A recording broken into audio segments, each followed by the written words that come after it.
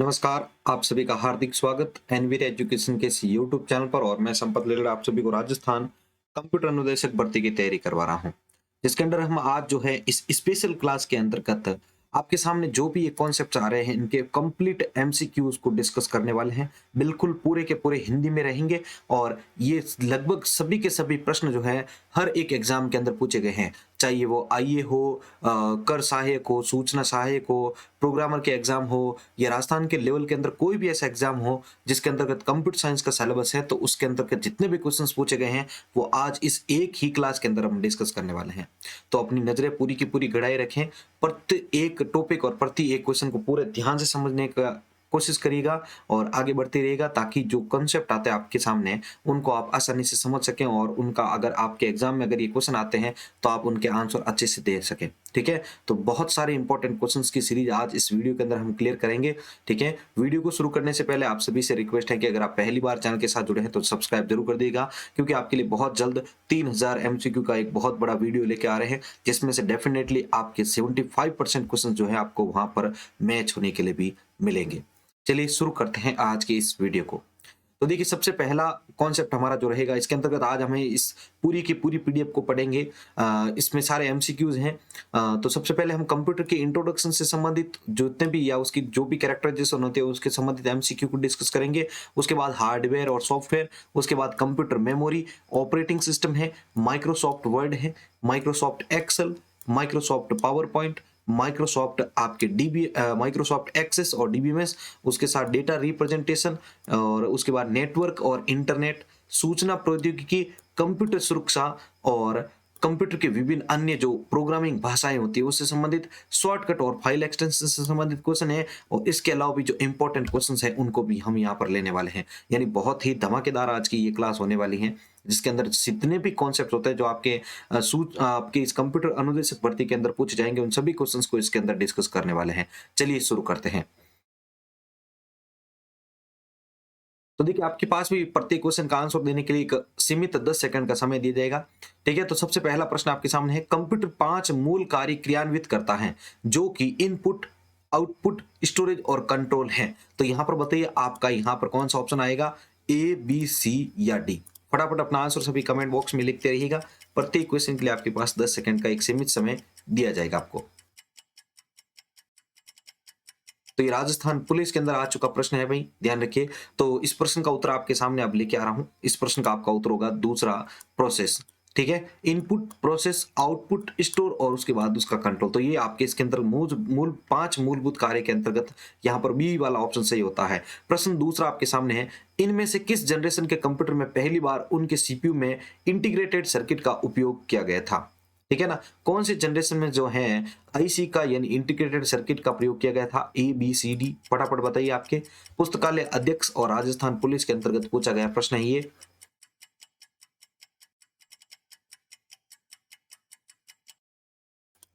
तो देखिए, इस प्रश्न का उत्तर आपके सामने, इस प्रश्न का उत्तर होगा दूसरा, तीसरे जनरेशन में। यानी फर्स्ट में आपके वैक्यूम ट्यूब था, सेकंड के अंदर आपके जो है ट्रांजिस्टर था, थर्ड के अंदर आईसी, फोर्थ के अंदर माइक्रो प्रोसेसर और फिफ्थ के अंदर यूएलएसआई चिप। और अगर चिप्स के बारे में पूछा जाता तो थर्ड के अंदर एलएसआई थी, फोर्थ के अंदर आपके जो है वीएलएसआई थी और फिफ्थ के अंदर आपके यूएलएसआई चिप थी। ये आपको इसके क्रम भी याद रखने हैं, ध्यान रखिएगा।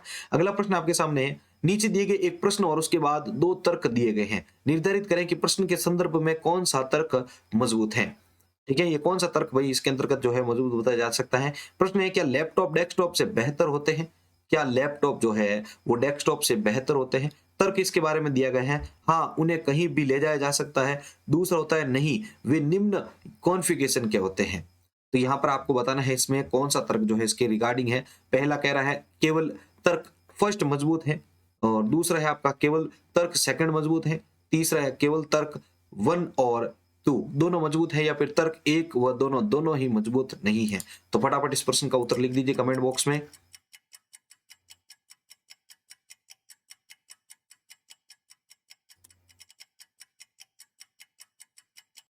तो देखिए, इस प्रश्न का उत्तर आपके सामने होगा पहला, केवल तर्क एक मजबूत है। मतलब क्या है यहाँ पर कि जो लैपटॉप होते हैं उसको आसानी से हम कहीं भी कैरी आउट कर सकते हैं, यानी कहीं पर भी उसको आसानी से जो है हम लेके जा सकते हैं। यहाँ पर जो है आपका पहला ये जो तर्क है वो एकदम सही होता है। आगे बढ़ते हैं नेक्स्ट प्रश्न की ओर। चौथा प्रश्न है, पंच कार्ड का जनक किसे कहा जाता है? पंच कार्ड का जनक किसे कहा जाता है? लाइब्रेरियन ग्रेड थर्ड के अंतर्गत आ चुका प्रश्न है। ए बी सी डी, फटाफट आंसर बताइए।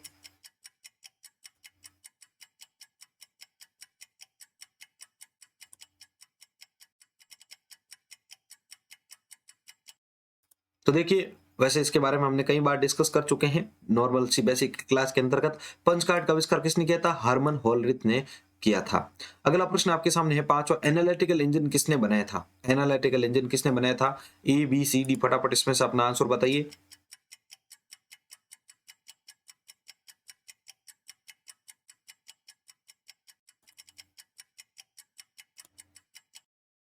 तो देखिए, इसके बारे में भी हमने हमारे नोट्स के अंदर डिस्कस किया था कि एनालिटिकल और डिफरेंस इंजन, इन दोनों को किसने बनाया था? भाई चार्ल्स बेबेज ने बनाया था। यहाँ पर ध्यान रखना, इस एनालिटिकल इंजन को जो है आधुनिक कंप्यूटर का पूर्वज भी कहा जाता है। अगला प्रश्न आपके सामने, निम्नलिखित में से प्रत्येक समूह की 3 प्रकार की मूलभूत भाषाओं में से कंप्यूटर प्रोग्रामिंग में किसका उपयोग किया जाता है? ठीक है, तो देखो, कार्यविधिक, अकार्यविधिक तथा निरुपाधिक, शून्य, निम्न एवं उच्च स्तर, मशीन असेंबली और उच्च स्तर की भाषाएं, कोबोल, बेसिक तथा सी। तो बताइए भाई, इसमें से कौन सा आपका आंसर जो है सही होगा? प्रश्न संख्या 6 का उत्तर फटाफट कमेंट बॉक्स में। तो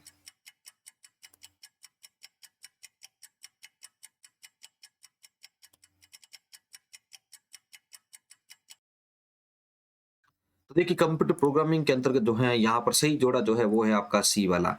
पहले मशीनी, फिर असेंबली और उसके बाद हाई लेवल, जिसको आप उच्च स्तरीय भाषा भी कहते हैं। तो सी वाला ऑप्शन इसके अंतर्गत सही होता है।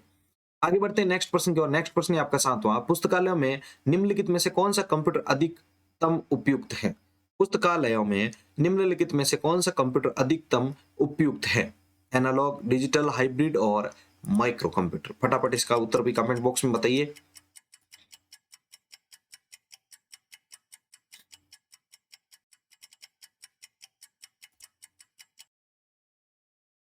तो देखिए, आपके सामने इस प्रश्न का उत्तर प्रश्न संख्या 7 के अंदर आपका राइट आंसर होगा बी, डिजिटल कंप्यूटर अधिक उपयुक्त है। 8वां प्रश्न है, बेबेज का विश्लेषणात्मक इंजन प्रस्तावित कब किया गया था? बेबेज का विश्लेषणात्मक इंजन, जो चार्ल्स बेबेज का जो एनालिटिकल इंजन जिसको बोला जाता है, विश्लेषणात्मक मतलब एनालिटिकल इंजन जो है वो कब प्रस्तावित किया गया था? तो ए बी सी और डी, फटाफट इसका उत्तर कमेंट बॉक्स में बताइए।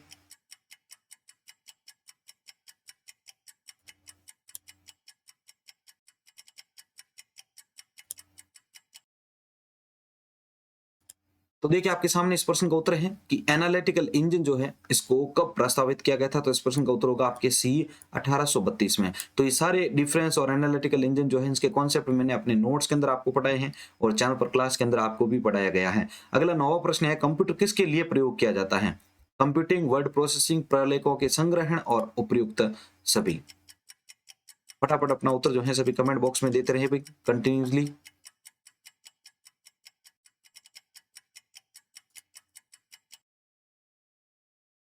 तो देखिए, प्रश्न संख्या 9 का उत्तर आपके सामने आ रहा है। बहुत ही इजी प्रश्न था, डी होगा यहाँ पर उपयुक्त सभी।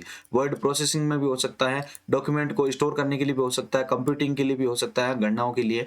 अगला प्रश्न 10वां आपके सामने है, कंप्यूटर में से हाल ही में हटाई गई फाइलें कंप्यूटर में कहाँ पर संग्रहित होती है? लाइब्रेरियन ग्रेड सेकंड का पुस्तकालय अध्यक्ष का एग्जाम का क्वेश्चन है आपके, ठीक है। और लगभग जितने क्वेश्चन आएंगे वो सारे कहीं ना कहीं एग्जाम में पूछे गए हैं और पूछे भी जाएंगे, ध्यान रखिएगा।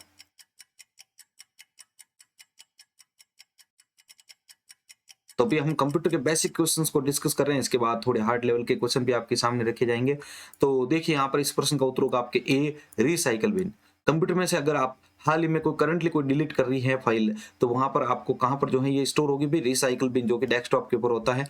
अगला प्रश्न है आपका, मॉलिक्यूलर स्केल कंप्यूटर को क्या नाम दिया गया? मॉलिक्यूलर स्केल कंप्यूटर को क्या नाम दिया गया है? तो सुपर, माइक्रो, नैनो और फार्मो कंप्यूटर। तो इसमें महिला पर्यवेक्षक के अंदर आ चुका प्रश्न है भाई, मॉलिक्यूलर स्केल कंप्यूटर को क्या नाम दिया गया?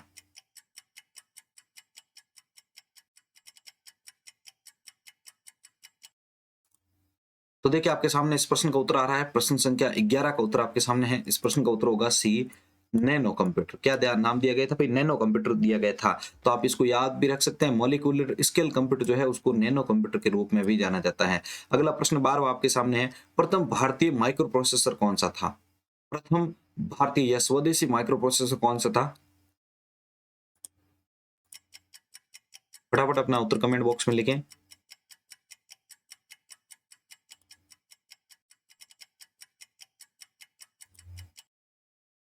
तो देखिए आपके सामने इस प्रश्न का उत्तर आ रहा है, प्रथम भारतीय यानी भारत में बना हुआ पहला माइक्रो प्रोसेसर कौन सा था भाई? डी शक्ति था, ध्यान रखिएगा। अगला प्रश्न है आपका 13वां, किस कारण की वजह से समाक्षीय तार सौर के प्रति कम ग्रहणक्षम होते हैं?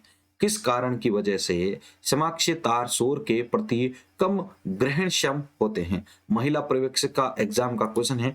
तो देखो आप RSM-SSB का एग्जाम देंगे तो वहां पर बहुत जने साथियों का ये भी क्वेश्चन आता है कि एक बार हमारे लिए पूरी हिंदी की सीरीज लाई जाए। तो देखो ये पूरी की पूरी हिंदी सीरीज है, तो क्वेश्चन को थोड़ा घुमा फिरा के पूछा गया है। तो इसको आंसर आपने दे दिया होगा। प्रश्न संख्या 13 का उत्तर अभी देखिएगा आप सभी।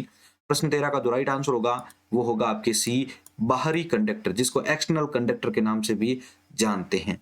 ठीक है ना, यहाँ पर बाहरी कंडक्टर ऑप्शन जो है वो सही होता है। अगला प्रश्न आपके सामने है 14वां, कंप्यूटर की पंचम पीढ़ी में VLSI तकनीक को किस तकनीक में परिवर्तित किया गया था? अभी जस्ट इसके पूरे के पूरे मैंने पुर्जे याद करवाए थे, अगर आपको पता हो तो।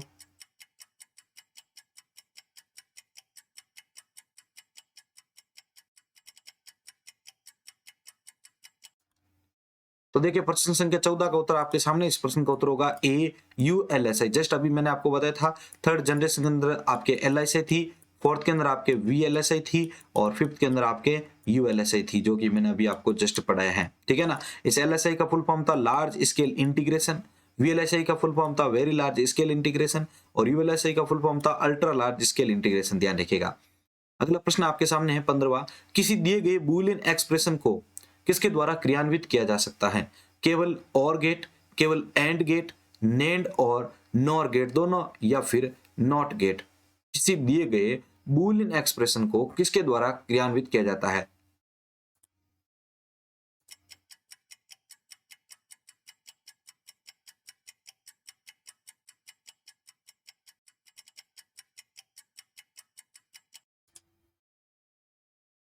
तो देखिए भाई इस प्रश्न का उत्तर आपके सामने आ रहा है। इस प्रश्न का उत्तर होगा नेंड और नॉर गेट। नेंड और नॉर गेट की मदद से कोई बूलियन एक्सप्रेशन अगर आपको दिया जाता है तो उसको हम क्या करते हैं? सॉल्व करते हैं, क्रियान्वित करते हैं, एग्जीक्यूट करते हैं। ठीक है, नेंड और नॉर गेट की मदद से। अगला प्रश्न आपके सामने है, सुपर कंप्यूटर के पितामह के रूप में किसे जाना जाता है? विंडसप, एलन ट्यूरिंग, चार्ल्स बेबेज और सैमुअल क्रे।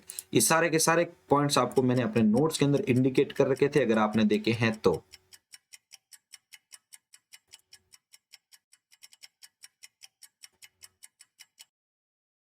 तो देखिए इस प्रश्न का उत्तर होगा आपके सैमुअल के। सुपर कंप्यूटर के पिता के रूप में किसे कहा जाता है? सैमुअल क्रे। बनाया कौन सा था आपके कंप्यूटर? क्रे वन। कौन सा था भाई ये? क्रे वन कंप्यूटर बनाया था सैमुअल क्रे ने, इसलिए इनको सुपर कंप्यूटर के पितामह के रूप में जाना जाता है। और भारत के अंदर आपको पूछ ले जाए कि सुपर कंप्यूटर के पितामह कौन है, तो आपको बताना है विजय पांडुरंग भटकर। विजय पांडुरंग भटकर जो है वो भारत के अंदर सुपर कंप्यूटर के पितामह के रूप में जाने जाते हैं। अगला प्रश्न 17वां आपके सामने है, भारत के प्रथम सुपर कंप्यूटर परम 8000 का शुभारंभ वर्ष कौन से वर्ष में किया गया था? भारत के प्रथम सुपर कंप्यूटर परम 8000 का शुभारंभ कब किया गया था? जो जल्दी से इसका उत्तर कमेंट बॉक्स में बताइए।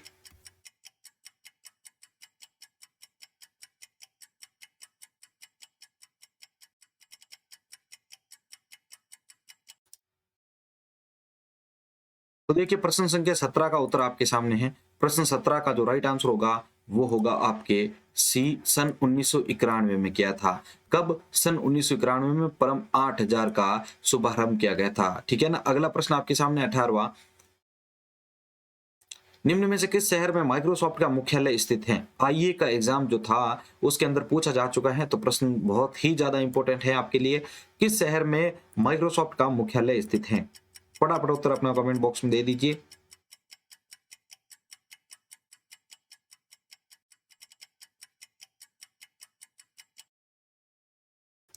तो देखिए प्रश्न संख्या 18 का उत्तर आपके सामने लेके आ रहा हूं।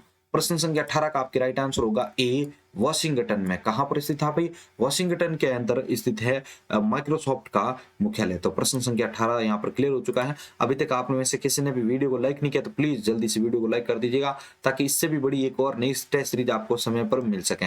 19वां प्रश्न आपके सामने है, कंप्यूटर के परिधीय उपकरण व कंप्यूटर के बीच संबंध स्थापित करने तथा संवाद के लिए विद्युत शक्ति की आपूर्ति के लिए अभिकल्पित उद्योग संबंधी मानक कौन सा है? बहुत ही शानदार प्रश्न है। कंप्यूटर के परिधीय उपकरणों व कंप्यूटर के बीच संबंध स्थापित करने एवं वाद संवाद, जिसको कम्युनिकेशन भी बोला जाता है, तो उसके लिए विद्युत शक्ति की आपूर्ति है, तो अभिकल्पित उद्योग संबंधी मानक कौन सा है? तो यहाँ पर प्रश्न को थोड़ा सा ध्यान से समझ के उसके बाद इसका उत्तर दे दीजिएगा, ए बी सी डी कौन सा आपका सही है।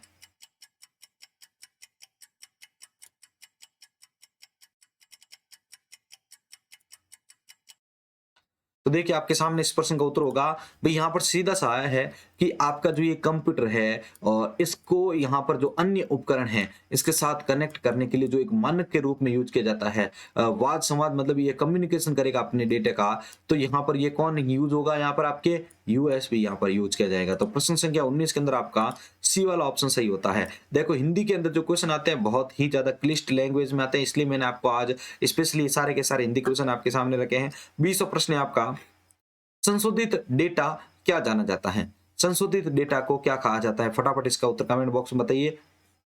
जो डेटा संशोधित हो जाता है उसको क्या कहते हैं?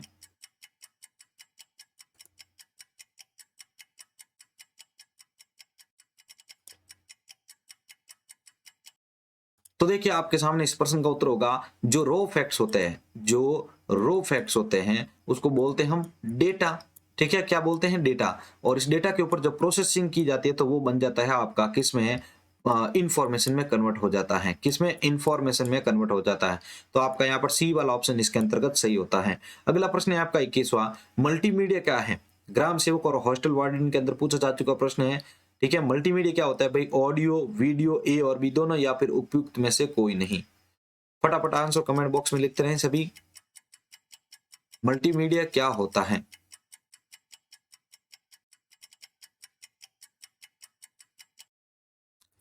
तो देखिए प्रश्न संख्या 21 का उत्तर आपके सामने, इस प्रश्न का उत्तर होगा सी, ए और बी दोनों, यानी जिसमें ऑडियो और वीडियो भी आते हैं वो दोनों के दोनों किस में आते हैं भाई? मल्टीमीडिया। मल्टीमीडिया मतलब एक से अधिक मीडिया।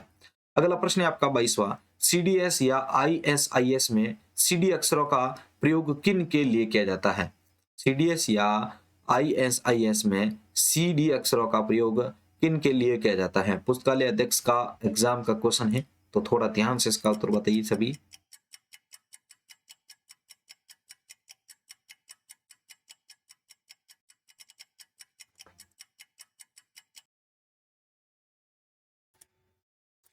देखिए प्रश्न संख्या 22 का उत्तर आपके सामने आ रहा है।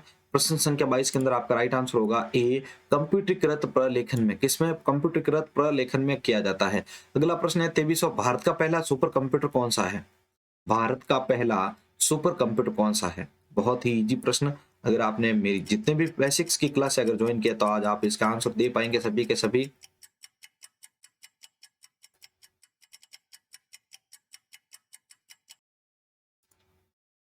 तो देखिए आपके सामने इस प्रश्न का उत्तर होगा सी, परम। भारत का पहला सुपर कंप्यूटर कौन सा है भाई? परम। ये आपके अन्वेषक के एग्जाम में पूछा जा चुका प्रश्न है। अगला प्रश्न है, अगर सिस्टम टाइम व दिनांक डेट जो है वो गलत प्रदर्शित हो रही है तो इसका प्रयोग कर रीसेट कर सकते हैं।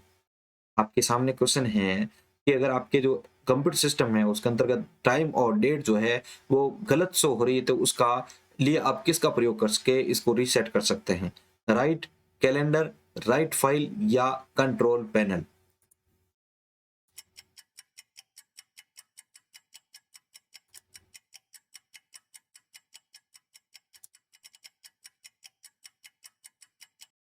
तो देखिए इस प्रश्न का उत्तर होगा आपके डी, कंट्रोल पैनल। डेफिनेटली आप सभी पहले कंट्रोल पैनल में जाएंगे, फिर वहां पर डेट और टाइम के जो भी टैब होगा उसके ऊपर क्लिक करके उससे संबंधित जो भी आपको डेट और टाइम को रीसेट करना है तो वो यहाँ से कर सकते हैं।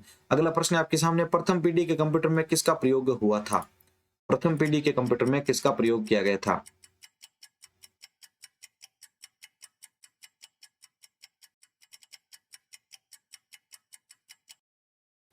तो देखिए इस प्रश्न का उत्तर आपके सामने, प्रथम पीढ़ी के अंतर्गत वैक्यूम ट्यूब का प्रयोग किया गया था, सेकंड में ट्रांजिस्टर, थर्ड में आईसी, फोर्थ में माइक्रो प्रोसेसर और फिफ्थ में यूएलएसआई। ठीक है, और थर्ड में एलएसआई भी था इसके साथ में, उसके बाद यहाँ पर वीएलएसआई आ गया था और उसके बाद यहाँ पर यूएलएसआई आ गया था। अगला प्रश्न 2600 आपके सामने है। सॉरी, अब जो है अपने यहाँ पर कंप्यूटर के बेसिक्स के क्वेश्चन हमने यहाँ पर देख लिए हैं जो बार बार एग्जाम में पूछे जाते हैं, तो ध्यान रखिएगा इनको। अगला आपके जो टॉपिक अब हम ले रहे हैं वो है कंप्यूटर मेमोरी से संबंधित। तो पहला प्रश्न इसका भी है, वह स्थान जहां प्रोग्राम, फाइल और डेटा कंप्यूटर में संग्रहित किए जाते हैं, वह स्थान जहां प्रोग्राम, फाइल और डेटा कंप्यूटर में स्टोर किए जाते हैं उसे क्या कहते हैं? सीपीयू, हार्ड डिस्क, रैम और मदरबोर्ड। क्वेश्चन अच्छे लेवल के हैं, राजस्थान पुलिस के अंदर पूछा गया प्रश्न है ये।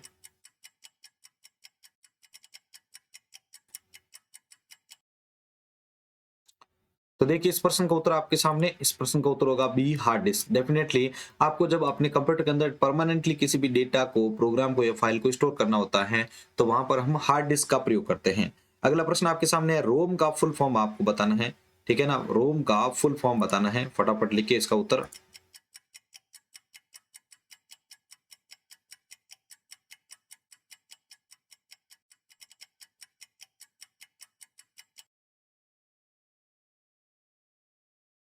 तो देखिए इस प्रश्न का उत्तर होगा आपके सी, रीड ओनली मेमोरी, रोम का फुल फॉर्म होगा। अगला प्रश्न है, डबल ई पी रोम का पूरा नाम निम्नलिखित में से कौन सा है? ईईपी रोम का फुल फॉर्म इनमें से कौन सा है? तो आपके सामने इस प्रश्न को थोड़ा सा मैं जूम इन कर लेता हूं ताकि आप इसमें से जो भी अपना आंसर है वो देख सकें। ठीक है, तो ये आपके सामने प्रश्न है, तो फटाफट इसका उत्तर आप बताइए, डबल ईपी रोम का फुल फॉर्म क्या होगा?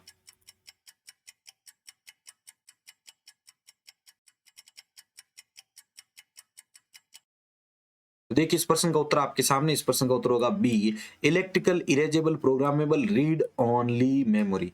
Electrical erasable programmable read only memory जो है वो इसका फुल फॉर्म है। तो आई होप आपको यहाँ पर ये भी चीज समझ में आ चुकी होगी।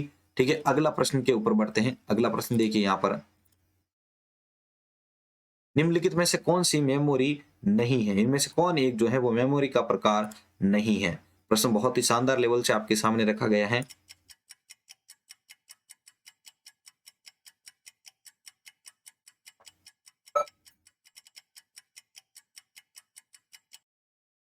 तो देखिए यहाँ पर इस प्रश्न का उत्तर आपके सामने है कि इनमें से कौन एक मेमोरी नहीं है? सी, केस एक मेमोरी का प्रकार है, रैम और रोम भी एक प्रकार की मेमोरी का प्रकार है, लेकिन एएलयू जो है वो अर्थमेटिक लॉजिक यूनिट जो है वो सीपीयू के साथ अटैच रहता है, ये कोई मेमोरी का प्रकार नहीं है।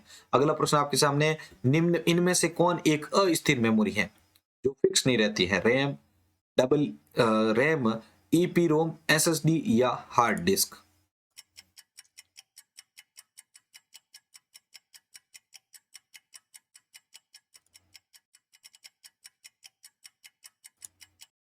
तो देखिए इस प्रश्न का उत्तर आपके सामने होगा रैम, रैंडम एक्सेस मेमोरी। अस्थिर क्यों है? क्योंकि इसमें जो डेटा होता है वो कंप्यूटर के ऑन होने या फिर कंप्यूटर का जो पावर स्विच होता है वो ऑन रहने तक ही रहता है। जैसे ही वह यहाँ पर सिस्टम बंद होगा, पावर स्विच चला जाएगा तो वो डेटा भी उसमें से लॉस हो जाएगा। अगला प्रश्न आपके सामने है छठा, कंप्यूटर को, सॉरी, मेमोरी को उसकी संग्रहण क्षमता के बढ़ते क्रम में व्यवस्थित करना आपको। ठीक है ना, छोटे से बड़े की ओर आपको इसको जो है व्यवस्थित करना है।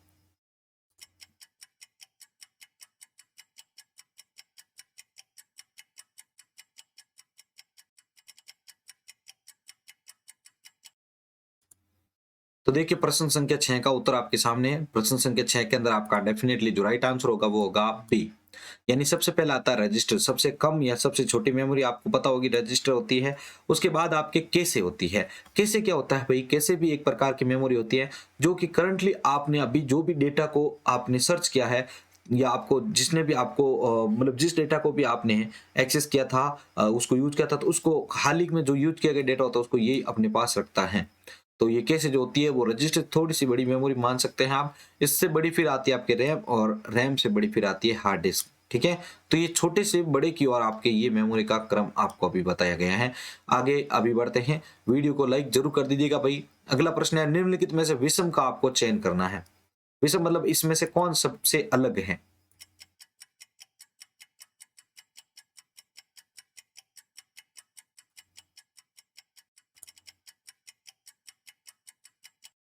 तो देखिए इस प्रश्न का उत्तर होगा बी रोम। रीजन क्या है कि ये सभी कोई ना कोई प्रकार के पेरिफेरल डिवाइसेज हैं, ठीक है, एक्सटर्नल डिवाइसेज हैं, जबकि ये जो है एक प्रकार की मेमोरी का प्रकार है रोम। ठीक है, अगला प्रश्न आपके सामने है। नेक्स्ट 8वां, एक सामान्य डेस्कटॉप कंप्यूटर में निम्नलिखित में से कौन सा मेमोरी आकार सबसे बड़ा होगा? तो बताइए जल्दी से, इनमें से सबसे बड़ा मेमोरी आकार किसका होगा, मतलब सबसे ज्यादा साइज किसकी होगी?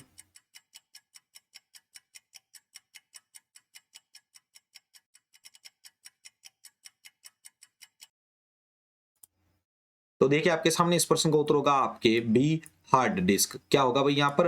हार्ड डिस्क यहाँ पर ऑप्शन जो है आपका सही होता है। आगे बढ़ते हैं प्रश्न संख्या 9 की ओर। निम्नलिखित में से कौन सा विकल्प कंप्यूटर में सेकेंडरी स्टोरेज डिवाइस का होता है?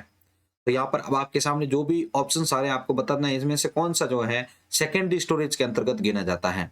रैम, रोम, हार्ड डिस्क या कैसे? सेकेंडरी स्टोरेज में जो है इनमें से कौन सा ऑप्शन आएगा?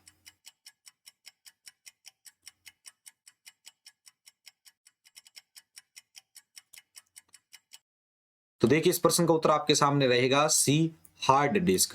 ये सेकेंडरी मेमोरी माता है, पोर्टेबल भी माना जा सकता है इसको, ठीक है ना। ये सेकेंडरी स्टोरेज के अंतर्गत आता है जिसमें डेटा परमानेंट स्टोर किया जाता है। प्राथमिक मेमोरी में क्या होता है भाई, जो डेटा करंटली प्रोग्राम जो भी अभी क्रियान्वित हो रहा है, एग्जीक्यूट हो रहा है, उसको रखा जाता है मेन मेमोरी या प्राइमरी मेमोरी के अंतर्गत। सेकेंडरी मेमोरी में हम हार्ड डिस्क को रखते हैं क्योंकि डेटा को परमानेंटली डेटा को स्टोर करता है। अगला प्रश्न 10 आपके सामने है। रैम के बारे में निम्नलिखित में से कौन सा कथन गलत है?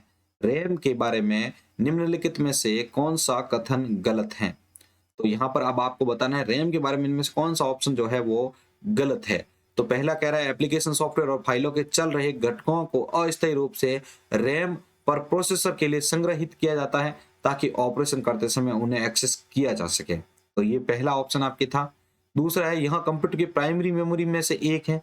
तीसरा है रैम का अर्थ रैंडम एक्सेस मेमोरी होता है। चौथा है आपका कंप्यूटर के बंद होने पर रैम की विषम सामग्री यानी जो कंटेंट होता है वो लुप्त नहीं होती है, यानी लॉस नहीं होती है। तो अब आपके सामने इसका उत्तर तो वैसे आ ही गया होगा।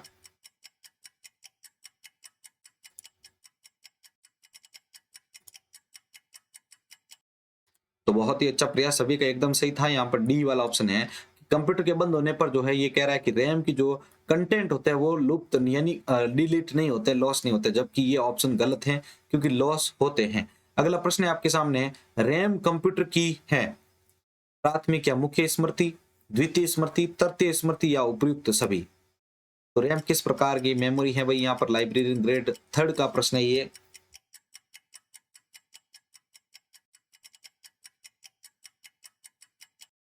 तो देखिए इस प्रश्न का उत्तर होगा आपके पहला, प्राथमिक या मुख्य स्मृति। जस्ट अभी मैंने आपको इसके बारे में भी डिस्कशन करवाया था, ठीक है। ये प्राइमरी या मेन मेमोरी के अंतर्गत आती है रैम, क्योंकि ये प्रोग्राम जो चल रहा है, हाल ही में प्रोग्राम करंटली चल रहा है, उसको ये स्टोर करने का काम रखती है।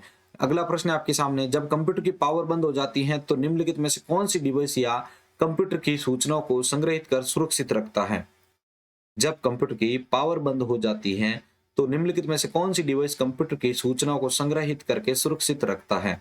सीपीयू, रोम, रैम या फिर डॉम?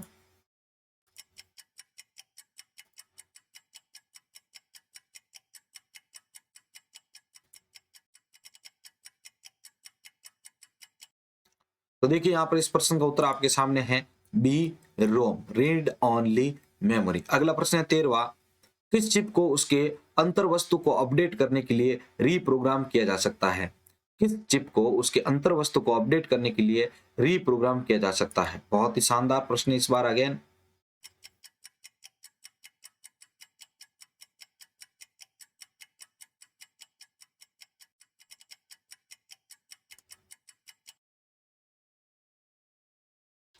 तो देखिए आपके सामने इस प्रश्न का उत्तर लेके आ रहा हूं।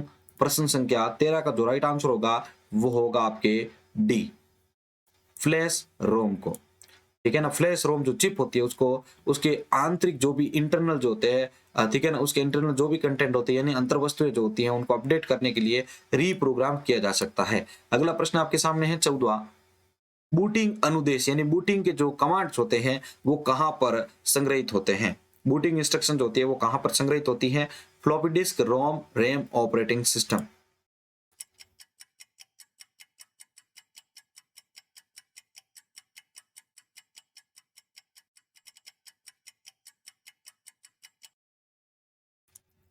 तो देखिए आपके सामने इस प्रश्न का उत्तर लेके आ रहा हूं। प्रश्न संख्या 14 के अंदर आपका जो राइट आंसर होगा वो होगा आपके रोम।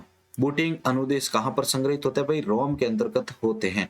अगला प्रश्न है आपका, वह स्मृति प्रबंधन योजना जो प्रोसेस को स्मृति में गैर संगत रूप से संग्रहित करने की अनुमति देती है। आइए का प्रश्न है, ध्यान रखिएगा। वह स्मृति प्रबंधन यानी वह कौन सी मेमोरी मैनेजमेंट स्कीम है जो प्रोसेस को स्मृति में गैर संगत रूप से संग्रहित करने की अनुमति देती है? स्पूलिंग, स्वैपिंग, पेजिंग या फिर रीलोकेशन।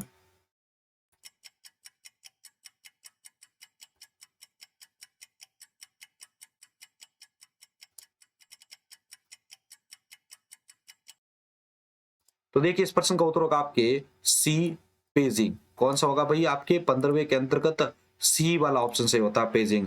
जस्ट आपको अगर पता हो तो मैंने ऑपरेटिंग सिस्टम की अभी क्लास ली थी 2 दिन पहले आपके लिए, जहां पर मैंने आपको पेजिंग के बारे में और सेगमेंटेशन के बारे में पढ़ाया था। पेजिंग मतलब जो मेमोरी के अंदर एक समान साइज के अंदर जो है उसको बांट के वहां पर जो है उसके अंतर्गत जो भी प्रोसेस होते हैं उनको लॉजिकल और फिजिकल एड्रेस के आधार पर उनको जोड़ता है, वापस उसको एग्जीक्यूट करने के लिए देता है। तो इस पेजिंग के बारे में अगर आपने नहीं पढ़ा है पूरा तो आप जाके चैनल पर उस वीडियो को भी जरूर बाद में पढ़िएगा। अगला प्रश्न आपके सामने है 16वां।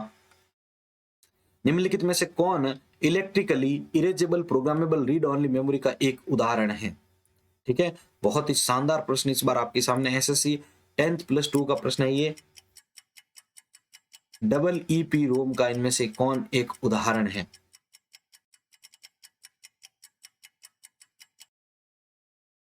तो देखिए प्रश्न संख्या 16 का आंसर आपके सामने लेके आ रहा हूं। प्रश्न 16 का जो राइट आंसर होगा वो होगा आपके सी, फ्लैश। जो ये फ्लैश है वो आपके डबल ईपी रोम का उदाहरण है। रीजन क्या है भाई? रीजन ये है कि इसको वापस जो है आप रेडी कर सकते हो, ठीक है ना, रीप्रोग्राम कर सकते हो इसको। अगला प्रश्न है, इसमें मुख्य भंडारण भी कहा जाता है। ठीक है, इसे मुख्य भंडारण भी कहा जाता है। तो किसे कहा जाता है? मुख्य भंडारण या मुख्य स्टोरेज किसे कहा जा सकता है इसमें से? एबीसीडी में से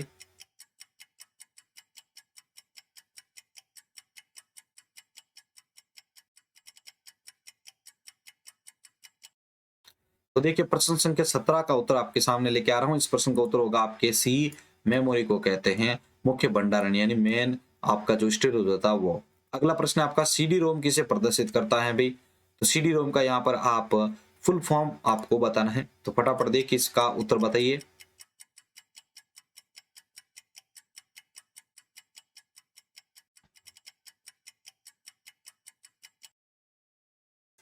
तो देखिए इस प्रश्न का उत्तर आपके सामने, इस प्रश्न का जो उत्तर आपके सामने है प्रश्न संख्या 18 के अंदर जो राइट आंसर होगा वो होगा आपके D, compact disc read only memory. ठीक है ना, ये आपके किसका फॉर्म है भाई? सीडी रोम का। अगला 19वां प्रश्न है, हार्ड डिस्क के दोनों पक्ष किस से लेपित होते हैं? हार्ड डिस्क के दोनों पक्ष किस से लेपित होते हैं? चुंबकीय धातु ऑक्साइड, कार्बन परत, ऑप्टिकल धातु ऑक्साइड या फिर उपरोक्त सभी। तो फटाफट इसका भी उत्तर कमेंट बॉक्स में लिख दीजिए सभी।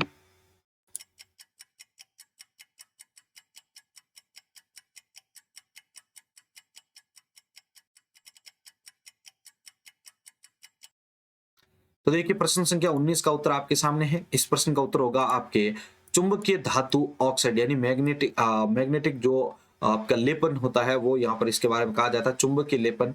ठीक है, अगला प्रश्न आपके सामने है 20वां।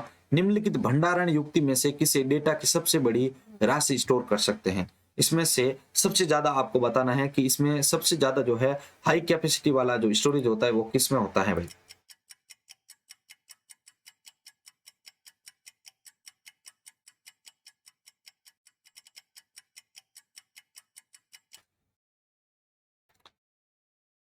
तो देखिए प्रश्न संख्या 20 के अंदर सिंपल सा आंसर है यहाँ पर, हार्ड डिस्क जो है इन सभी से ज्यादा डेटा को स्टोर कर सकता है। अगला प्रश्न है, कैसे मेमोरी किन दोनों के बीच में कार्य करता है? कैसे मेमोरी जो होता है वो किन दोनों के बीच में कार्य करता है? सीपीयू और हार्ड डिस्क, सीपीयू और रैम, रैम और रोम, और इनमें से कोई नहीं।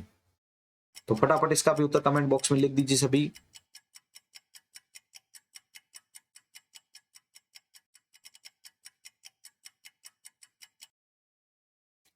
तो देखिए इस प्रश्न का उत्तर आपके सामने आ रहा है। प्रश्न संख्या 21 के अंदर जिन्होंने उत्तर दिया अपना उत्तर जांच करें। इस प्रश्न का उत्तर होगा आपके बी, सीपीयू और रैम के बीच में जो है ये सीपीयू हो गया, ये रैम हो गया। तो इसके बीच में कौन काम करता है भाई, ये कैसे मेमोरी जो होता है वो काम करता है। कैसे जो होता है, हाल ही में करंटली में यूज किए गए डेटा को स्टोर करने का काम करता है। अगला प्रश्न आपके सामने है, अब माइक्रोसॉफ्ट वर्ड की बातें हैं भाई, ध्यान रखिएगा माइक्रोसॉफ्ट वर्ड से संबंधित जो भी क्वेश्चंस हैं अब उनको डिस्कस करने वाले हैं। तो प्रश्न आपके सामने है, एमएस वर्ड डॉक्यूमेंट में टेक्स्ट पर आकार का पूर्व निर्धारित स्वरूपण सेट करने, रंग इत्यादि आदि का प्रयोग करने के लिए किसका उपयोग किया जाता है? तो स्मार्ट आर्ट, स्टाइल, रिबन और वर्ड आर्ट।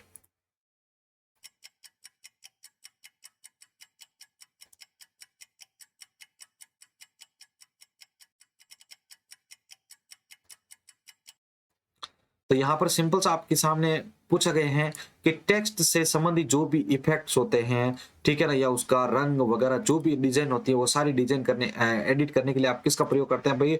वर्ड आर्ट का प्रयोग करते हैं। सिंपल सा कॉन्सेप्ट था, इसलिए बोलते हैं हिंदी में जो भी क्वेश्चन आते हैं उसको थोड़ा सा ध्यान से समझे फिर आंसर दें। दूसरा प्रश्न है आपका, निम्नलिखित में से कौन मेल मर्ज में एक मान्य डेटा स्रोत नहीं है? निम्नलिखित में से कौन मेल मर्ज में एक मान्य डेटा स्रोत नहीं है?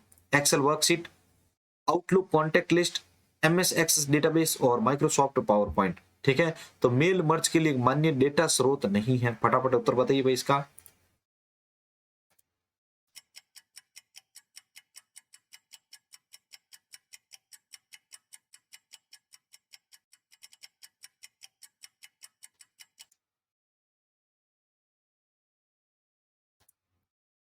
तो देखिए इस प्रश्न का उत्तर आपके सामने, इस प्रश्न संख्या 2 का जो राइट आंसर होगा वो होगा आपके डी, माइक्रोसॉफ्ट पावर पॉइंट। ठीक है ना, जो है वो मेल मर्ज में एक मान्य यानी वैलिड जो है डेटा सोर्स के रूप में नहीं जाना जाता है। अगला प्रश्न तीसरा है, फॉरवर्ड और बैक आइकन एमएस वर्ड के किस व्यू में पृष्ठों के माध्यम से स्क्रॉल करने के लिए प्रकट होते हैं? Print layout, outline, read mode या वेब लेआउट?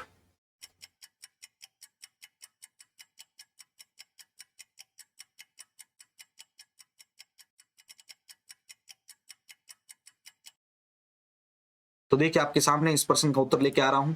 प्रश्न संख्या 3 का जिन्होंने उत्तर दिया है, इस प्रश्न का उत्तर होगा आपके सी, रीड मोड। कौन सा होगा भाई? रीड मोड होगा। यहाँ पर फॉरवर्ड और बैक आइकन एमएस वर्ड के रीड मोड के जो व्यू होते हैं उसमें पृष्ठों के माध्यम से स्क्रॉल करने के लिए प्रकट होते हैं। अगला प्रश्न आपके सामने है चौथा, एमएस वर्ड में कौन सा विकल्प एक तालिका में एक सेल को कई सेल में विभाजित करता है? ठीक है, कौन सा जो है विभाजित करता है भाई? Mail merge, split cells, split table या ऑटो फिट?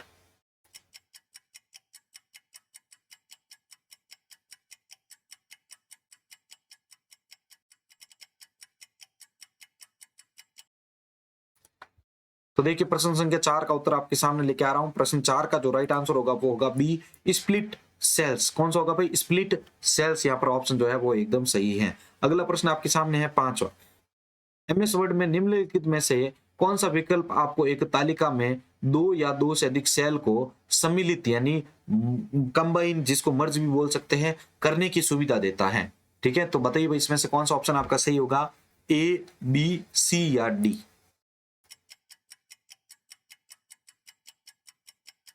एमएस वर्ड में कौन सा जो ऑप्शन होगा वो दो तालिका जो होती है उसको आपस में, जो उनके सेल्स होते हैं उनको आपस में सम्मिलित करने की अनुमति देता है आपको?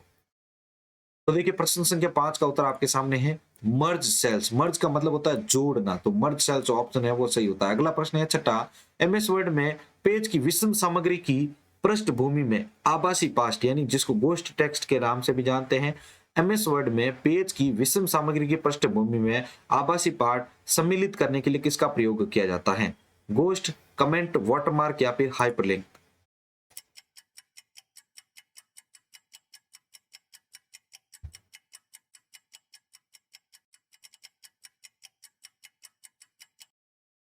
तो देखिए प्रश्न संख्या 6 का उत्तर आपके सामने, इस प्रश्न का आपके राइट आंसर होगा सी, वाटरमार्क। वाटरमार्क जो होता है ना, यहाँ पर आपके बीचों बीच दिखाई देता है आपके हल्के शैडो के रूप में, तो यहाँ पर ये इसके बारे में दिया गया है कि जो ये विषम सामग्री होती है उसके पृष्ठभूमि यानी उसके बैकग्राउंड के रूप में यहाँ पर जो है किसका प्रयोग किया जाता है? वाटरमार्क का। प्रश्न को ध्यान से समझेंगे तो आराम से जवाब दे पाएंगे। 7वां प्रश्न है, एमएस वर्ड के उपयोग द्वारा इनमें से कौन सी गतिविधि सबसे उचित प्रकार से की जाती है? एमएस वर्ड के द्वारा, एमएस वर्ड के उपयोग द्वारा इनमें से कौन सी गतिविधि सबसे उचित प्रकार से की जाती है?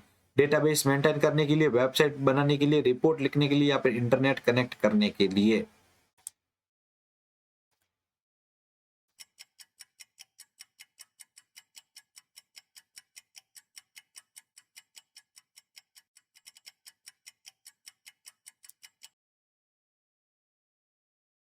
तो देखिए इस प्रश्न का उत्तर होगा आपके सी, रिपोर्ट लिखने के लिए, वेबसाइट बनाने के लिए, डेटाबेस मेंटेन, और ये इंटरनेट एक्सप्लोरर जो है वो इसमें जो है इतना इजी प्रकार से हम नहीं कर सकते। अगला 8वां प्रश्न है, एमएस वर्ड 2016 में चुने गए टेक्स्ट को बोल्ड करने के लिए किस के लिए बटन जो होता है वो किस टैब में पाया जा सकता है? बहुत ही शानदार प्रश्न है इस बार आपके सामने। अगेन, टेक्स्ट को बोल्ड करना है तो उसके लिए जो बटन होता है वो किस टैब में होगा?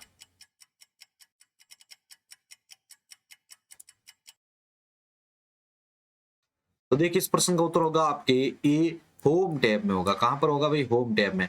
अगला 9वां प्रश्न है, सम कॉलम्स की फॉर्मेटिंग को विषम कॉलम से भिन्न दर्शाने के लिए एमएस वर्ड में किस विकल्प का प्रयोग किया जाता है? बैंडेड रोज, फर्स्ट कॉलम, बैंडेड कॉलम या फिर लास्ट कॉलम? बहुत ही अच्छे प्रकार के प्रश्न जो हो कि आपके सामने रखे जा रहे हैं, और अगर आपको लग रहा है कि इसके पीछे बहुत सारी मेहनत लगी है तो डेफिनेटली आपको वीडियो को लाइक करना पड़ेगा और अपने दोस्तों के साथ शेयर करना पड़ेगा। तो देखिए प्रश्न संख्या 9 का उत्तर आपके सामने है। प्रश्न संख्या 9 का जो राइट आंसर होगा वो होगा सी, बैंडेड कॉलम। कौन सा होगा भाई? बैंडेड कॉलम ऑप्शन जो है वो एकदम सही होता है। ठीक है, अगला प्रश्न 10वें की ओर बढ़ते हैं। पैराग्राफ के प्रारंभ में दीर्घ अक्षर बनाने के लिए एमएस वर्ड में किसका प्रयोग किया जाता है? पैराग्राफ के प्रारंभ में दीर्घ अक्षर बनाने के लिए, दीर्घ अक्षर मतलब कैपिटल लेटर बनाने के लिए एमएस वर्ड में किसका प्रयोग किया जाता है? इंसर्ट में ऑब्जेक्ट, इंसर्ट में वर्ड आर्ट, इंसर्ट में सिंबल या फिर इंसर्ट में से ड्रॉप कैप का?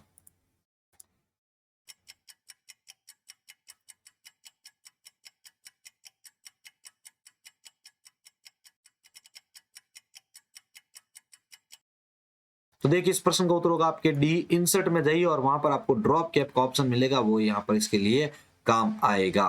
ठीक है ना। अगला प्रश्न आपके सामने 11वां, एमएस वर्ड में F12 कुंजी का प्रयोग करने से कौन सा डायलॉग बॉक्स खुलता है? बहुत ही शानदार प्रश्न। अगेन, F12 की का प्रयोग किसके लिए किया जाता है?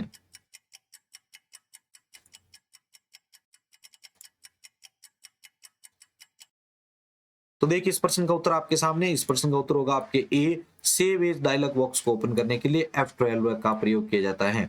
अगला प्रश्न आपके सामने 12वां, एमएस वर्ड में इंसर्ट मेन्यू का उपयोग करके निम्नलिखित में से किसे प्रविष्ट नहीं किया जा सकता है? एमएस वर्ड में इंसर्ट मेन्यू का प्रयोग करके निम्नलिखित में से किसे प्रविष्ट या जो अंदर इंपोर्ट नहीं किया जा सकता है भाई? तालिका, लाइन स्पेसिंग, आकृतियां, शीर्षलेख यानी हेड। क्वेश्चन को इजी तरीके से समझे भाई, बहुत ही शानदार प्रश्न।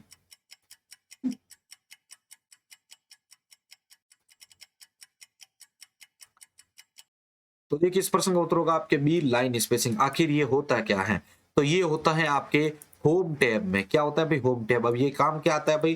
तो ये काम आता है भाई, दो या दो से अधिक जो लाइनें होती हैं उनके बीच में स्पेस को बढ़ाने या घटाने के लिए। अगला प्रश्न 13वां है, फॉर्मेटिंग टूल बार में उपलब्ध फॉन्ट आकार टूल में फॉन्ट का सबसे कम व सबसे ज्यादा फॉन्ट आकार उपलब्ध कौन सा होता है? 8 और 64, 8 और 72, 8 और 76 और 12 और 64।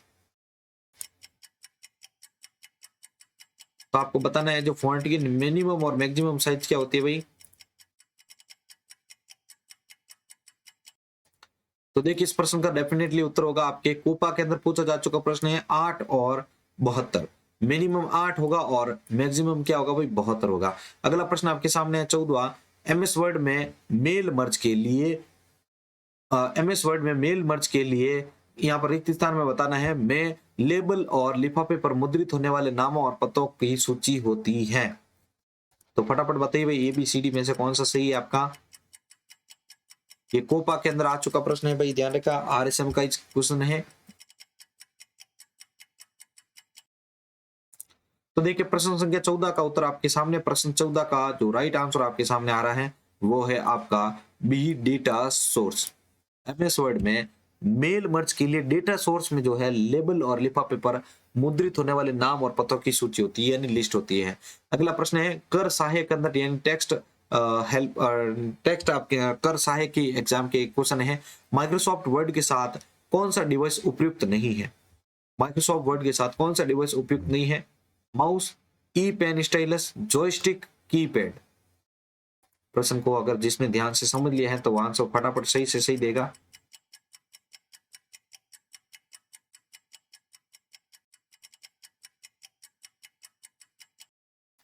तो देखिए प्रश्न संख्या 15 का उत्तर आपके सामने। इस प्रश्न का उत्तर होगा जॉयस्टिक। क्यों? क्योंकि ये तो गेम खेलने के लिए प्रयोग में लिया जाता है।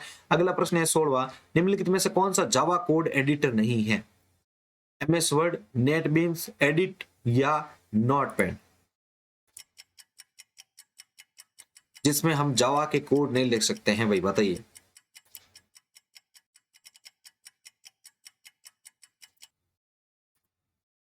तो देखिए आइए का प्रश्न था ये। इस प्रश्न का उत्तर होगा आपके ए एम एस वर्ड।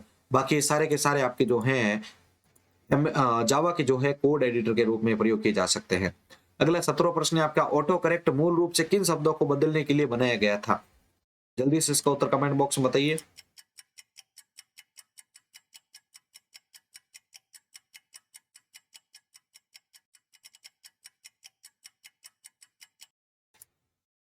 तो देखिए प्रश्न संख्या 17 का उत्तर आपके सामने। इस प्रश्न का उत्तर होगा गलत वर्तनी, यानी आपके जो गलत आपके स्पेलिंग्स होते हैं उसको ठीक करने के लिए ऑटो करेक्ट ऑप्शन का प्रयोग किया जाता है।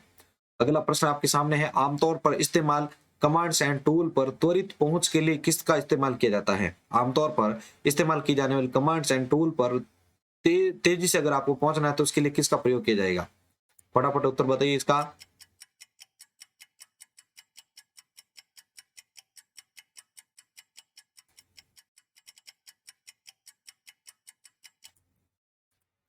तो देखिए पटवार का प्रश्न था ये। इसका उत्तर होगा आपके टूल बार का प्रयोग किया जाता है। जो टूल बार होता है उसके माध्यम से हम फटाफट कमांड और टूल पर पहुंच सकते हैं। अगला प्रश्न आपके, निम्नलिखित में से कौन सा फंक्शन दूसरे शब्दों की सूची प्रदान करता है? ठीक है, निम्नलिखित में से कौन सा फंक्शन दूसरे शब्दों की सूची प्रदान करता है जो वास्तव में या लगभग एक ही अर्थ के होते हैं? बदले, समानार्थक शब्द, वर्तनी या व्याकरण और खोजे गए।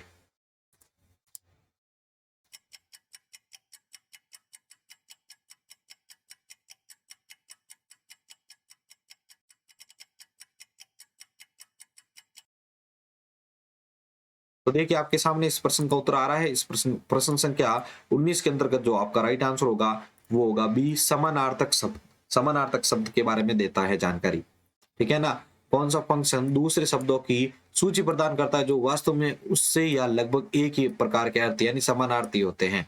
अगला प्रश्न 20वां है, आप फॉर्मेट पेंटर कई बार उपयोग कर सकते हैं इससे बंद करने से पहले। ठीक है ना, किसे बंद करने से पहले तो बताना है आपको जल्दी से। इसमें से ए आपका कह रहा है आप फॉर्मेट पेंटर बटन का उपयोग केवल एक बार कर सकते हैं जब आप इसे क्लिक करें, कंट्रोल कुंजी दबाए रखें और फॉर्मेट पेंटर बटन पर क्लिक करें, फॉर्मेट पेंटर बटन पर डबल क्लिक करें या ऑल्ट कुंजी दबाए रखें और फॉर्मेट पेंटर बटन पर क्लिक करें।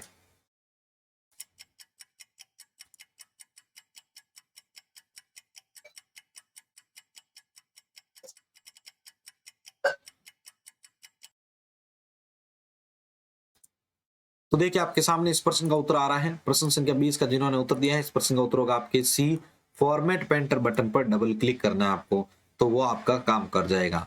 ठीक है, ठीक है। अगला प्रश्न आपके सामने है,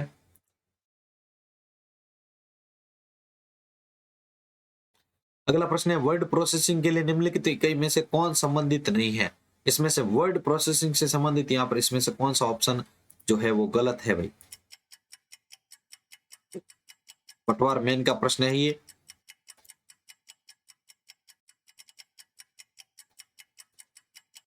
तो देखिए इस प्रश्न का उत्तर होगा आपके बी, सेल्स। ये सेल्स होता है वो आपके एमएस एक्सेल का यहाँ पर है। तो यहाँ पर अगर आपका स्प्रेडशीट अगर बात करता तो उसके लिए ये सही माना जा सकता था, लेकिन बात वर्ड प्रोसेसिंग की हो रही है ओनली। अगला प्रश्न है, एमएस वर्ड के संदर्भ में समान सामग्री यानी कंटेंट का एक पत्र 100 प्राप्तकर्ताओं को भेजा जाना है। यदि प्रत्येक प्राप्तकर्ता का पता पत्र में जोड़ा जाना हो तो हम कौन सा प्रयोग करेंगे? Embedding, mail merge, letter code या हाइपरलिंक?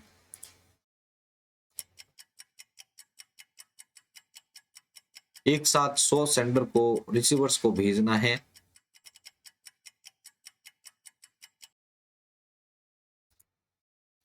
तो देखिए इस प्रश्न का सिंपल सा आंसर होगा मेल मर्ज करने के लिए। ठीक है ना, मेल मर्ज ऑप्शन जो है वो एकदम सही होता है। तो यहाँ पर ये MS वर्ड के क्वेश्चन हो चुके हैं। अब बात करते हैं नेटवर्क और इंटरनेट तकनीकी से संबंधित जो क्वेश्चन है उसके बारे में। तो पहला प्रश्न आपके सामने है, www.google.co.in निम्नलिखित में से क्या है?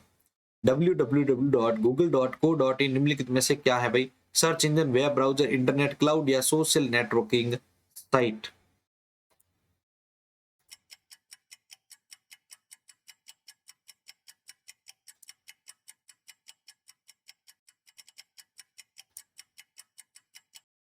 तो देखिए इस प्रश्न का उत्तर होगा आपके गूगल जो है वो एक प्रकार का सर्च इंजन है। अगला प्रश्न, निम्नलिखित में से कौन सा शब्द इंटरनेट से संबंधित नहीं है? Broadband, recycle bin, cloud computing या फिर मोडेम? राजस्थान पुलिस का प्रश्न है भाई ये।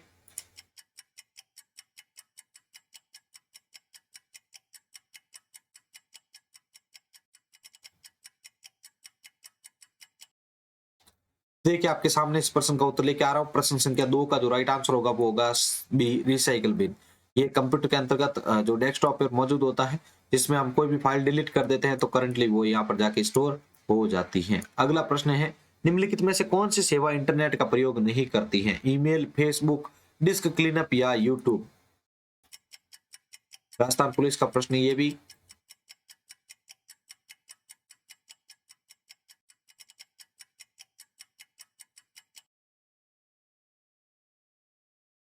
तो देखिए इस प्रश्न का उत्तर आपके सामने है। डिस्क क्लीनअप जो होती है वो एक नॉर्मल प्रोसेस होती है जिसमें आपके डिस्क के अंतर्गत जो भी टेम्पररी फाइल्स वगैरह होती है उसको क्लीन किया जाता है। तो यहाँ पर आपको इंटरनेट की जरूरत नहीं होती है। अगला प्रश्न आपके सामने है, निम्नलिखित में से कौन एक वेब ब्राउजर है? ड्रॉप बॉक्स, विंडोज, सफारी या फेसबुक?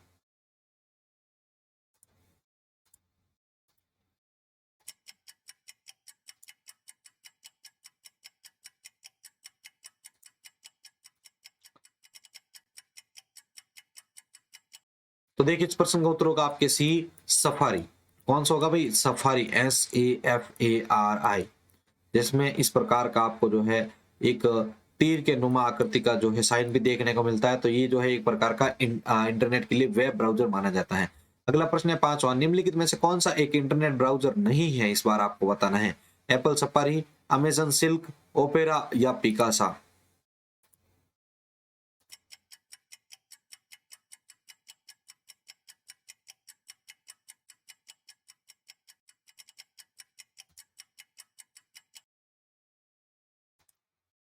तो देखिए आपके सामने इस प्रश्न का उत्तर लेके आ रहा हूँ। यहाँ पर आपका डी वाला ऑप्शन सही होता है।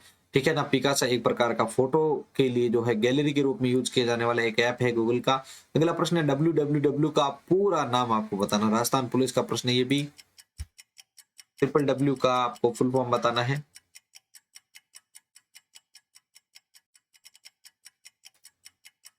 तो देखिए इस प्रश्न का उत्तर आपके सामने होगा ए, वर्ल्ड वाइड वेब। अगला प्रश्न है, लोकल हार्ड डिस्क से वेबसाइट सर्वर पर कंटेंट ले जाना क्या कहलाता है?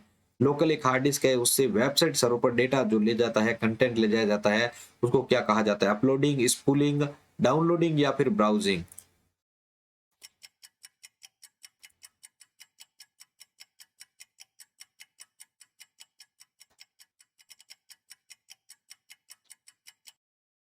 तो देखिए इस प्रश्न का उत्तर आपके सामने है ए, अपलोडिंग।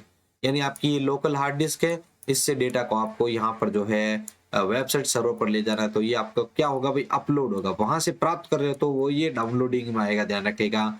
अगला प्रश्न है 8वां, निम्नलिखित में से विश्व का पहला ग्राफिकल इंटरनेट ब्राउजर कौन सा है? राजस्थान पुलिस और RSSB LDC का प्रश्न है भाई। प्रश्न को ध्यान से दीजिएगा। विश्व का पहला ग्राफिकल इंटरनेट ब्राउजर कौन सा है?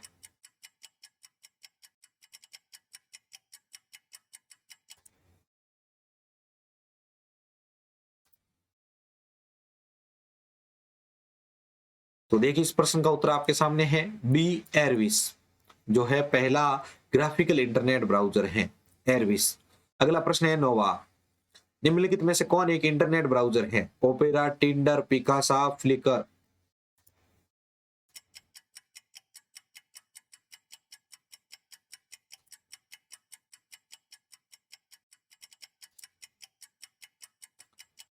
तो देखिए इस प्रश्न का उत्तर होगा आपके सामने ए, ओपेरा, जो कि ऐसे जीरो की आकृति के समान दिखने वाला ब्राउजर होता है, रेड कलर का। अगला प्रश्न आपके सामने, इंटरनेट ब्राउजर में कोई पेज दोबारा लोड करने के लिए कौन सा बटन दबाया या किस बटन का उपयोग किया जाता है? इंटरनेट ब्राउजर में कोई पेज दोबारा लोड करना है तो उसके लिए किसका यूज करेंगे भाई? बहुत ही शानदार इजी प्रश्न है ये।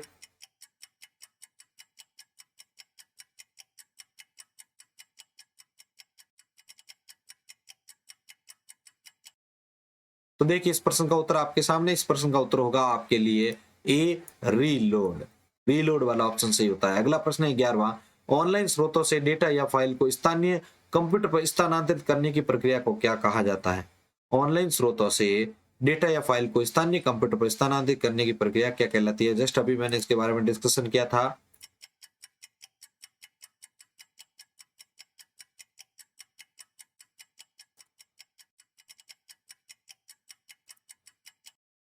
तो देखिए इस प्रश्न का उत्तर होगा आपके लिए डी, डाउनलोडिंग। डाउनलोडिंग, ठीक है ना, यानी सर्वर से डेटा को अपने कंप्यूटर पर लाना डाउनलोडिंग, और इस अपने कंप्यूटर से सर्वर पर डालना अपलोडिंग। अगला प्रश्न 12वां, इंटरनेट पर कोई उत्पाद खरीदने या बेचने में सहायक तकनीक या सेवा इनमें से क्या कहलाती है?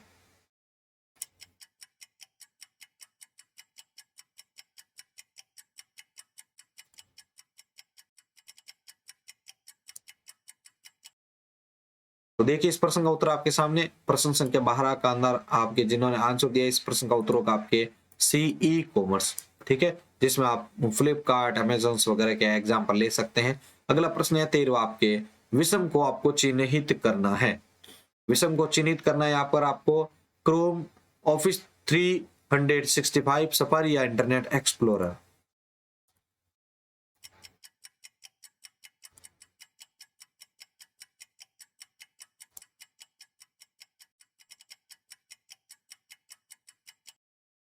तो देखिए इसका उत्तर होगा आपके बी, ऑफिस 365, बिकॉज ये जो है एक प्रकार का ऑफिस सूट है, बाकी सभी एक प्रकार के इंटरनेट ब्राउजर के एग्जाम्पल हैं। अगला प्रश्न है 14वां, ऐसा इलेक्ट्रॉनिक डिवाइस जो कंप्यूटर के डिजिटल सिग्नलों को एनालॉग स्वरूप में रूपांतरित यानी कन्वर्ट करता है ताकि फोन लाइव के द्वारा उसका संचारण किया जा सके, इसे क्या कहा जाता है भाई? आपने मेरी मैराथन वाली नेटवर्किंग की क्लास देखी है तो वहां का आंसर आप यहाँ पर दे पाएंगे।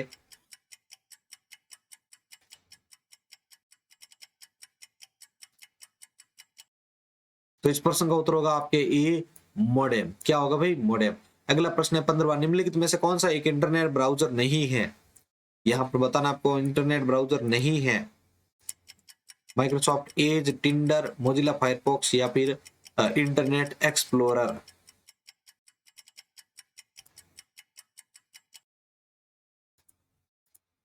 तो देखिए इस प्रश्न का उत्तर आपके सामने है बी, टिंडर, जो कि एक प्रकार की साइट है।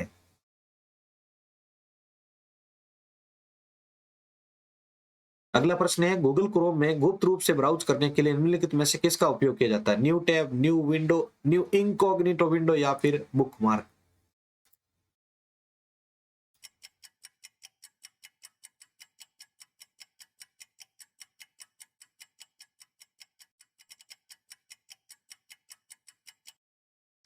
तो देखिए आपके सामने इस प्रश्न का उत्तर आ रहा है। इस प्रश्न का राइट आंसर होगा सी, न्यू इनकॉग्निटो विंडो। अगला प्रश्न है 17वां, क्रोम इंटरनेट ब्राउजर का उपयोग करते समय त्वरित पहुंच के लिए वेब पेज पते को सहेजने की एक विधि क्या है? Clear case, bookmark, proxy setting या फिर डिलीट हिस्ट्री।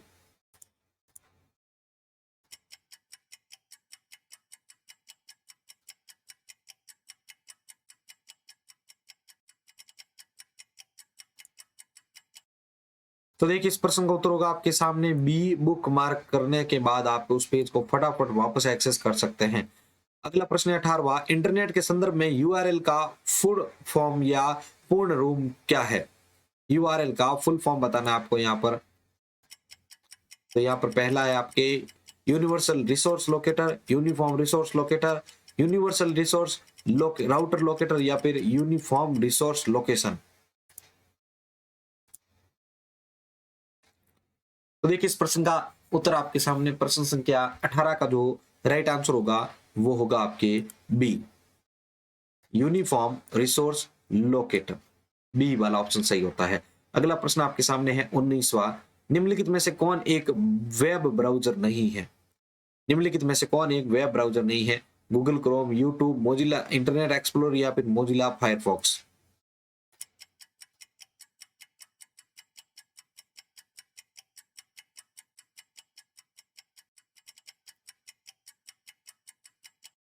तो देखिए इस प्रश्न का उत्तर आपके सामने, इस प्रश्न का जो राइट आंसर होगा वो होगा आपके बी, यूट्यूब, क्योंकि ये एक प्रकार की वेबसाइट का उदाहरण है जिसको आप अभी यूज कर रहे हैं। अगला प्रश्न है, निम्नलिखित में से कौन सा विकल्प सर्च इंजन नहीं है? गूगल, बिंग, जीमेल या फिर याहू?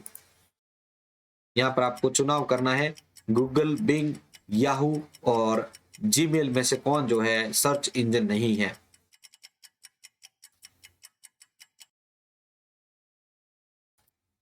तो देखिए इस प्रश्न का उत्तर होगा आपके सी, जीमेल, जो कि एक प्रकार की मेलिंग साइट है। अगला प्रश्न आपके सामने 21वां, इंटरनेट पर फाइल ट्रांसफर करने के लिए निम्नलिखित में से किस एप्लीकेशन प्रोटोकॉल का उपयोग किया जाता है? इंटरनेट का फाइल ट्रांसफर करने के लिए निम्नलिखित में से किस एप्लीकेशन प्रोटोकॉल का प्रयोग किया जाता है?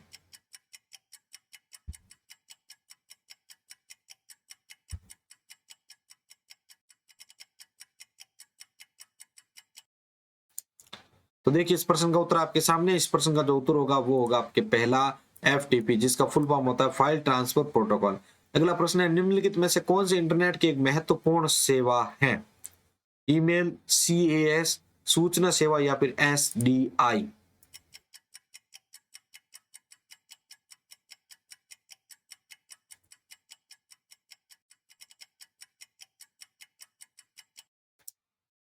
तो देखिए इस प्रश्न का उत्तर आपके सामने है, आपके ए, ईमेल, इलेक्ट्रॉनिक मेल जिसको कहा जाता है। अगला प्रश्न आपके लिए है 23वां, इनफ्लीबेट क्या है? इनफ्लीबेट क्या है? सूचना एवं पुस्तकालयों का नेटवर्क, शिक्षण संस्थानों का नेटवर्क, नेटवर्कों का व्यापक नेटवर्क या फिर एक संस्था का नेटवर्क?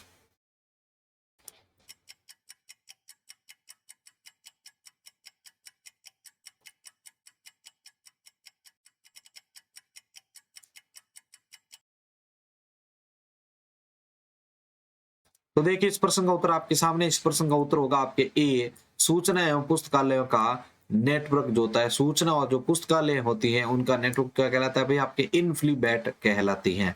तो साथियों ये हमारी आज की टेस्ट सीरीज थी, आप सभी को कैसी लगी है सभी जरूर इसके बारे में कमेंट जो है कमेंट बॉक्स में जो है अपना आंसर दीजिएगा, ठीक है। इसी प्रकार सभी पढ़ते रहें और आज की क्लास आपको दबा के ज्यादा से ज्यादा लोगों तक शेयर करनी है। इसके लिए हम 500 सब्सक्राइबर का टारगेट रखते हैं, तो देखते हैं आप कितना सपोर्ट हमें कर पाते हैं। इस पीडीएफ को डाउनलोड करने के लिए आप हमारे टेलीग्राम चैनल को वीडियो के नीचे दिए गए डिस्क्रिप्शन लिंक से ज्वाइन कर सकते हैं। इसी के साथ मैं संपत लीड आप सभी से अलविदा लेता हूं। मिलते हैं एक और नई क्लास के साथ। जय हिंद, जय भारत।